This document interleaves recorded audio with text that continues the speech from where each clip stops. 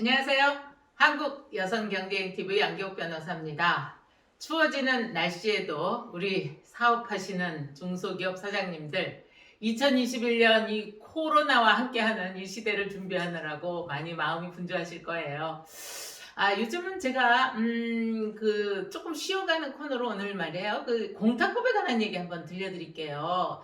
우리가 살다 보면 본인이 원하지 않더라도 이렇게 우리가 사고를 낼 수가 있잖아요. 그랬을 때 피해자에게 뭔가 마음의 위로를 금전적으로라도 보상을 해주고 싶은데 요즘 그 개인정보를 워낙 철저하게 보호를 하다 보니까요. 아무리 가해자가 이 피해자에게 사과를 하고 싶습니다. 그분 뭐 연락처나 인적사항을 알려주세요라고 해도 이 경찰이나 검찰 수사기관 혹은 법원에서조차도요. 그냥 알려주지 못해요. 그러면 이게 정보통신법 위반이 돼서 오히려 뭐 징계를 당하거나 그러거든요. 그러다 보니까 이거를 꼭 어떻게 하냐면은 가해자가 좀 알려주세요라고 하면은 수사기관이나 법원에서 피해자에게 먼저 연락을 합니다. 가해자가 당신에게 이 손해배상을 하기 위해서 혹은 사과를 하기 위해서 연락처 혹은 주소를 알려달라고 하는데 알려줘도 되겠습니까? 라고 물어보면은 피해자가 그래요. 뭐 사고가 이렇게 일부러 낸 것도 아니니까 하겠다는데 라고 알려주세요 라고 하는 경우도 있지만 어떤 경우는요. 절대 안 됩니다. 제 연락처 알려주면요. 그 사람이 저에게 어떤 보복을 할 수도 있고 그렇기 때문에 안 됩니다 라고 거절을 하는 경우가 있어요. 그러면 연락할 방법이 없는 거예요. 뭐 공탁은 고사하고 미안하다는 인사조차 전할 수가 없는 거거든요. 저도 최근에 이제 그 유사한 사례를 하나 했습니다. 그 교통사고를 낸 경우인데요. 새벽 4시 반에 그 깜깜한 시장통에서 좌회전을 하다가 검정 옷을 입고 서 있는 어르신을 이제 차로 추돌을 한 경우였어요.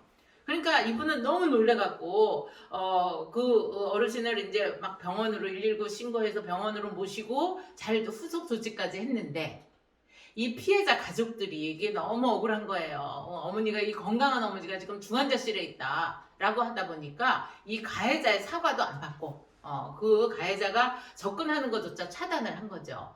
그래서 결국은 이제 그 중상해로 해서 종합보험이 다 가입돼 있는데도 법원에 재판을 받게 됐어요.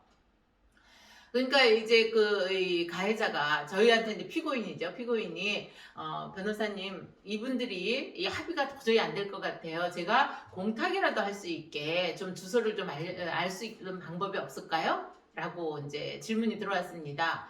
물론 이제 아까 제가 말씀드린 대로 법원에다 저희가 이 그 가해자가 피고인이 피해자에게 사과하는 의미로 공탁을 하려고 합니다. 인적사항을 알려주세요라고 했더니 피해자 측에서 거절을 한 거예요. 그러니까 우리가 공탁도 못하는 경우가 돼버린 거죠.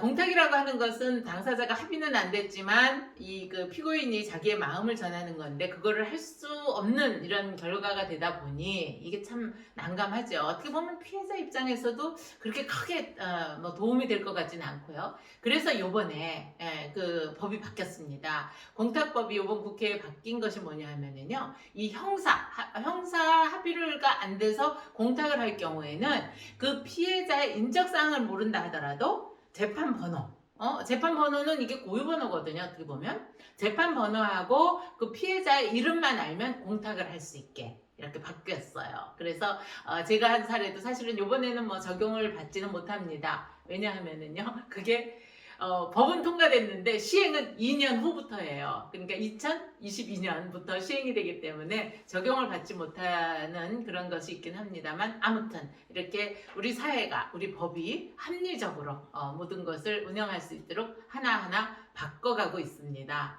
상식으로 알려드린 거고요. 오늘도 이런 그 법에 대해서 궁금한 문제 있으시면 댓글로 남겨주시고요. 구독, 좋아요 함께 해주시면 큰 도움 됩니다. 행복한 오늘 되십시오. 감사합니다.